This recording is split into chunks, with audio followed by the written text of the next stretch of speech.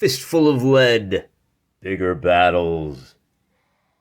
We are finally getting around to the long overdue, long ago promised Fistful of Lead, bigger battles, Redcoats versus the Greenomorphs. We talked about this a long time ago, and today we're finally going to do it. Once again, we're going to do just the simple slideshow version. Things are a little hectic, a little crazy in the house of Wargaming. So let's just go ahead and dive right in, shall we? We got two match forces here, and they're not balanced at all. I think you'll see that the game is fairly robust. I think it's a little hard to unbalance it. We'll take a look at the abilities here for the Greenomorphs here. For the record, these are 10mm Pendraken figures.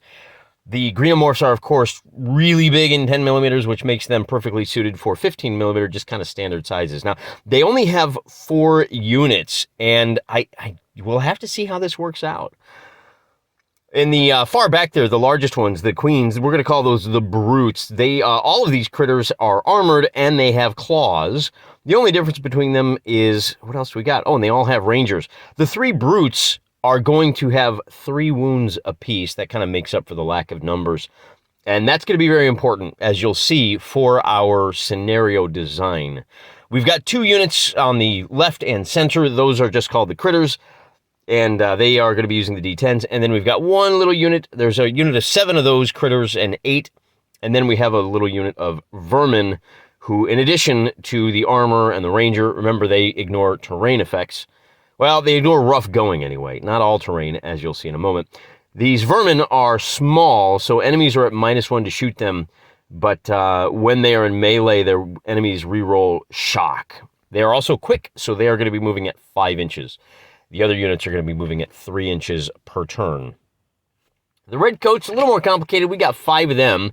And again, Commander Tesco, he is a swordsman. He's going to be +1 in melee. He's an infiltrator, so he gets a free 12-inch move at the start of the game. And then we've got 2 units of line infantry. Very simple. They've got muskets. They are steady. When they are shooting, they ignore shock penalties. And then 1 unit of light cavalry in the back there. We've got 8 boys there. They move at 4 inches. They are agile, they're slippery, so when they're charged, they make a 5-up task roll, and if they are successful, they can fire, I think that's at half strength, and then they retreat a full move. They have lances, so when they charge, they reroll their first miss in melee, and then they also have swords and muskets as well. So they're pretty powerful guys, and you're going to see that. And then to round things out in the back right corner, we've got a medium gun. They roll 4 dice when they shoot, armor piercing 2. And what that means is, normally our enemies here, the brutes, the critters, and the vermins, they're all armored. So when they take a hit, they get an 8-up save to reduce the level of wound by 1. So on an 8-up, a wound becomes a shock becomes a no effect. Not so with the medium gun, because it has the armor piercing of 2. Their save becomes a 10. Of course, it has a crew of 4, and they have to reload that gun. So there are our 2 combatants, and if we take a look here at the terrain, what we have is a King of the Hill scenario. The stone walls that you see surrounding the inn, and they have a little carriage house around the back. Whoever has the most wounds worth of figures inside that stone wall at the end of 8 turns will be the winner. A couple of along the north side of the boundary, we have a couple of rough terrain going, and then the trees just break up formations. The walls, both the green, so we got 2 different kinds of walls here. The green are hedges. They break up movement. Cost 1 inch to move across them. The stone, same thing. Difference is the stone counts as -2 for cover, and the green hedges count as -1 for cover. Where are our protagonists going to come in from? That is a good question. I'm going to roll a d6 because we got 3 roads here. So each side, each team is going to come in from one of those roads. Let's find out. And if memory serves, it's a 1-2 at the bottom, and then a 3-4 on the left, and a 5-6 at the top. And with a roll of a 5 and a 6, the Redcoats are going to come in at the top. They only have enough room to bring in 3 units. So they're going to bring in their heavy hitters, and we haven't brought in the Greenomorphs yet, so we're not sure what we're going to do. Going to bring in that cannon, since that's pretty slow, lengthy to set up, and then 1 unit of line. Let's see where the Greenomorphs come in. Opposite the table. So this works out really well with a result of a 1. And they are in good shape because they're going to be able to take advantage of the terrain. The Redcoats are going to have the ability to plink away at them and reduce their numbers. But if these Greenomorphs can get into hand-to-hand, they are going to just literally chew up the Redcoats. So the first turn dawns, and we've only got 3 units each. We'll bring on reinforcements in the subsequent turns. And as you can see, pretty mixed bag here. What we're going to do is we've got the first 2 moves for the Greenomorphs, and just to make things simple, let's just go ahead and move them up. You can see the Greenomorphs are moving right into the woods. Everybody moves up once. Now, I got a confession to make here. I forgot that one of the orders you can give your units in bigger battles. Now, in Fistful of Lead, normally you get to make 2 actions. In Fistful of Lead Bigger Battles, there are a list of actions, single actions, but one of those single actions is a double move. So technically everybody here could have moved up faster. We're going to chalk that up to, let's just say everyone is being very cautious here. Bit of a choke point down the center for the Redcoats. The cannon moves up, and the cavalry moves up, and the question is going to be, can we get that cannon into a good position? Not a lot of great lanes of fire here because the inn blocks so much of it. Moving on to turn number 2, here you see a small handful of the status markers that are available from wiley-games.com. Highly recommend them. I do use a mix of both these and just regular, tiny kind like Tiddlywinks poker chips. Actually, I think they're Michigan Rummy chips. That's how I got them. And then on turn number 2, so what we're going to do for reinforcements is we are going to roll a d6, and on a turn number or less, we'll bring in a reinforcement. So Commander Tesco, with a result of a 2, comes in on turn 2. And then likewise, the brood mothers, the brutes, are going to come in on the south, down there. And then we deal out our cards. We are using the horse and musket cards. Again, I love these cards from Wiley Games because they have the little special rules on them. The 2s are going to allow figures to reroll dice. That jack is going to, let's see, that's the shooty jack. Gives you a +1 on shooting. Doesn't do the Greenomorphs much good at all. And I'm not going to belabor the point here about who goes first, who goes when, because we're still kind of far away. It doesn't make a difference. After the Greenomorphs move, it's going to look a little something like this. And likewise, we have moved up our Redcoats, but the Redcoats aren't making great progress because, like I said, a little bit of a traffic jam up there. As you can see, we've sent both of the critters units, one up the middle, one around that right-hand flank, and then the little guys, we're just going to send them right into the middle. Like I said, a little bit of a traffic jam up here, but the cavalry are sweeping right down through the middle, not wasting any time. Moving on to turn number 3, let's check our reinforcements. The only unit we have left is one more line infantry for the British, and with a result of a 4, they're going to have to wait until next turn. Dealing out the cards, looks a little something like this. Pretty good cards for the Greenomorphs down in the south. But, a little bit of back and forth. One of the great things about this game is that there's always stuff going on all over the place. A couple of face cards on each side. Now, at this point, if the Greenomorphs can just hang on, the smart play is probably to hold those little vermin right there in the center. They might not be tough, but you're looking at 2, 4, 6, 8, 10 wounds right there. If they can hang on for 5 turns, they're going to win. Well, that would be the smart play. But as you can see, here's a nice little shot from the table side, looking at those Greenomorphs sweeping around that right flank. Man, it looks so good, doesn't it? Yeah, I went with the green Xenomorphs just to kind of separate them from the IP. And here we are in the middle. Not quite enough movement to get these 2 units, the cavalry and the unit of critters, into contact. But, that's what next turn is for, right? Speaking of, turn number 4, there's your Wiley Games official tape measure. Confession, I don't use the tape measure very much. I am playing on a 2x2 table, so I don't really have much call to measure more than about 6 to 9 inches at a time. It's easier to use a straight ruler, but if you're playing this at full scale, you're probably going to want to be able to measure 9, 12, 24 inches. The cannon that you're looking at there, let's go to the rules there. He's got a total fire at half scale of 12 inches and 24 inches. So he can shoot across the table if he needs to. It is turn number 4, and look at that, man. That last line infantry, what are they doing? Still pulling their boots on? What are they, chicken? I can't say as I blame them anyway. Let's see, here's our... Now, let me talk a little bit about how I'm doing these cards this time. There's as many different ways to play this game solo as there are solo gamers playing it. This time around, I decided to try something a little different, and I started with the Greenomorphs.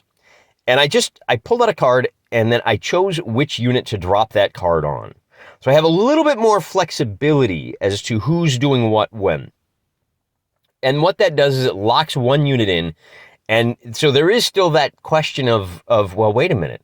Do I want to play this high card on this unit, or am I holding out for a special card, right? Oh, I got a king. I want that unit to go first, but man, if I lock in that center unit that's maybe wounded, then if the next card is a Queen of Hearts, which will take away the wounds, I've already locked in. So there is still that little bit of drama, that little bit of excitement for the solo wargamer. And again, we're just going to go ahead and take a look at this one piece at a time. The Greenomorphs get the advantage. They get the jump, and they leap on top of our cavalry. But remember, our cavalry are slippery. They are on a 5-up. They're going to be able to fire and retreat. And with a result of an 8, they are going to do that. So they pull back. We roll some dice. Now, only half dice for this. That does expend some ammo altogether, but they have a pretty good shot shooting there, guys. They the roll you're looking at here is our wound dice for these guys. 4 hits. They managed to do just 1 wound, but 3 shock. The armor roll is terrible, and get used to hearing that. So 3 shock is really going to harm those guys. That does reduce their movement enough that they cannot finish their charge. They're going to be an inch shy. Flooding around the right-hand side again. These guys move up. Yeah, they're going to take some shooting, but we got to get them into position. Once again, this is where the forgetting about the double move is really hurts the Greenomorphs. They really should have made that double move to get into cover in the woods just off screen to the right. But, well, oops, I forgot. And I that might be the difference in this game as we move forward. We will bring up, now what we did, the little orange marker there for the British troops is a, what do you call it? It's a hold action. The British troops got to go first, but they want to know who the bigger threat is. So they wait until the vermin come around, and now that line infantry has to make a choice. Am I going to shoot the little vermin? Less of a concern. I've got the wall in the way. Or, oh, you know what? I kind of think they have to shoot at them because I forgot. They are in close order. When you are in close order, you get a +1 to all of your firing, but you can only fire to your front arc. Very important. And I think you can only march straight ahead. I got to go back and double check the rules because that will come up later. They get a pretty good roll. Here's our wound roll. I'm going to just breeze right on past this. The 10. Remember when we rolled D20s, we just subtract 10 from any result over 10. So a result of 11 is actually a 1. Any result of a 20 is actually a 10. We are going to score 3 shock and a total of 1, 2, 4, 6. The 8 is 2 wounds, so 10 wounds altogether. No, 11 wounds altogether and 3 shock. And that is just going to completely wipe out our little guys. We're gonna roll for the armor roll. The blue chip is a reload marker, so any firing that unit does until they spend a full turn reloading now is going to be at half strength. They're only going to be able to roll 5 dice in kind of ragged fire instead of 1 big volley. It's a great way to replicate the power of first fire in Napoleonics. Once again, the armor roll does not go great for the Xenomorphs, and I pulled, here's the armor roll, and they only get like 1 or 2 saves. You have to check separately. They are able to save 1 of the shock and 2 of the wounds. No. So, all right, it gets a little complicated. So you roll for the shock, and those are all wiped out. They saved the shock. Those become, you're not wounded. But they still have to roll for all 11 wounds. They are only able to save 2 of those wounds. So, hey, at least you got 2 guys and 2 shock. And this time around, we went ahead and gave them the benefit of the doubt. They are able to finish off their charge. And, it doesn't really do them much good because now they're assaulting guys behind the woods. Now, the upshot for them is that they are able to basically fire off. They are a sacrifice for the critters coming around the right-hand side there.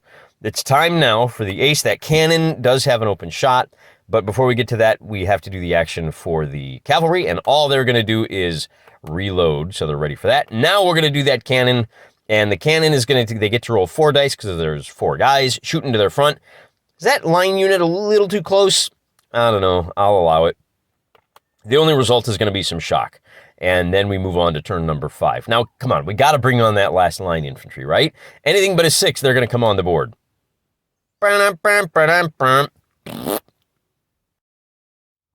At least we know they're coming on next turn. That might be deadly for these guys. They're going to come on turn 7. They're only going to get 2 turns. I don't even know why you bother at that point. Throwing out our cards, it looks like we've got a little bit of a slight advantage to these Greenomorphs. These guys are going to go ahead and, with a +1 to close combat. But see, 3 shock is, the 3 shock really hurts them here because they don't have a choice. They got to recover. With the 3 shock, they are going, this is where a leader would have come in handy.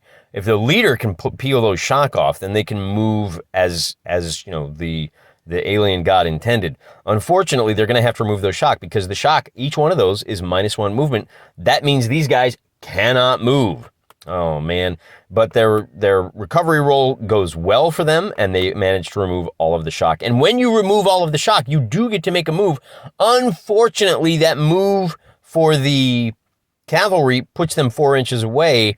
Our Greenomorphs only move 3, so they closed it within 1 inch, and then that's all they're going to be able to do. Oh, going to do some reloading up on the north side. Our cavalry says, hey, you know what? We might as well go ahead and take the shot.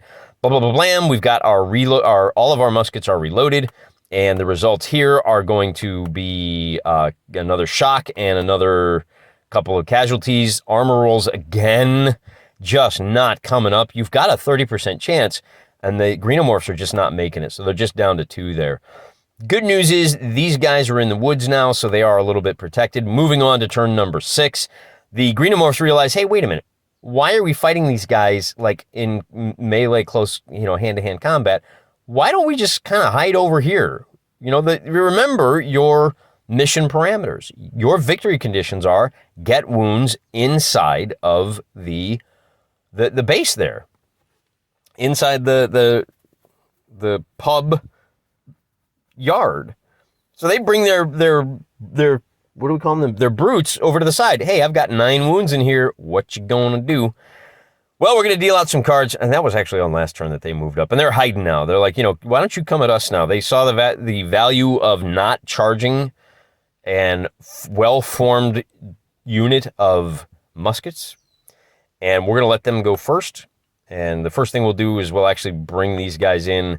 We'll charge them up, see if we can drive these horsemen back a little bit.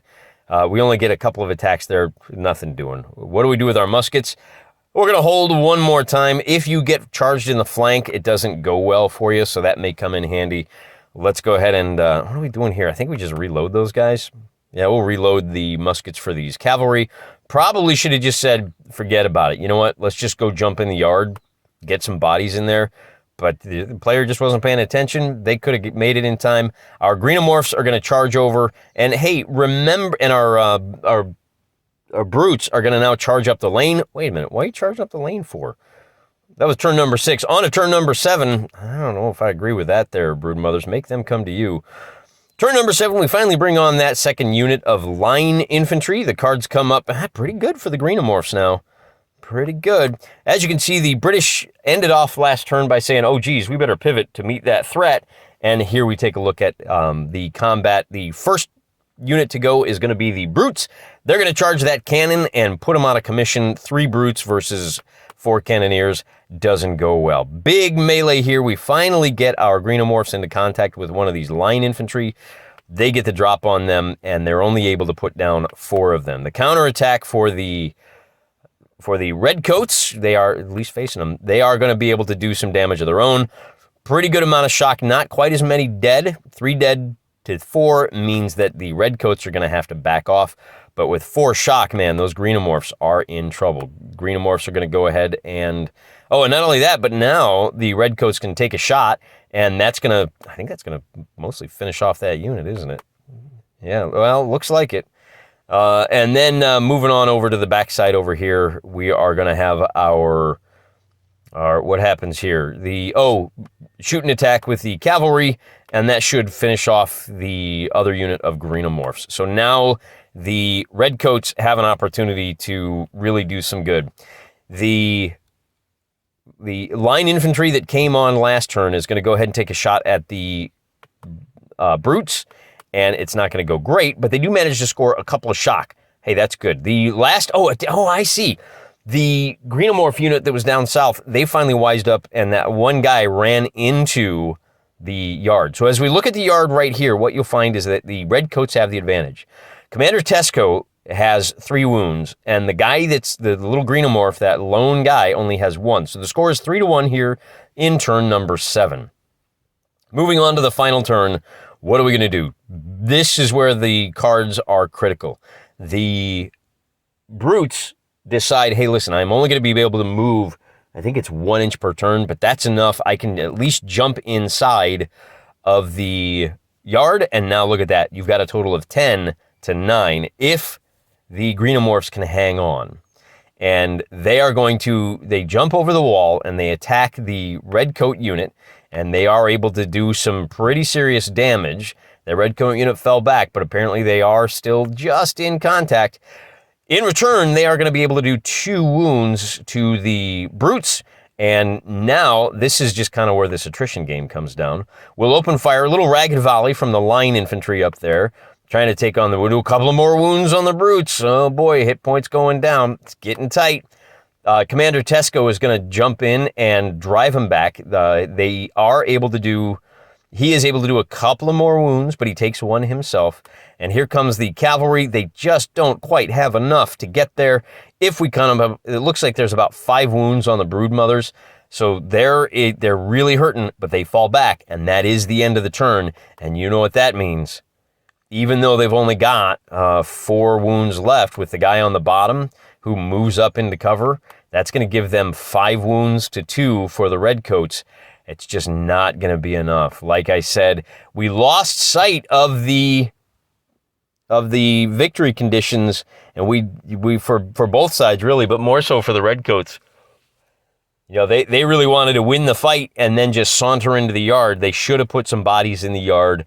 Gotta remember, claim those victory conditions when you can. And that is another instance of Bigger Battles, how robust it is, how much fun it is to kind of mix and match genres. We're doing kind of a, space meets Redcoats. Maybe it's an alien planet, 1889. Hey, the sky's the limit with this game. If you can imagine it, you can play it with Bigger Battles.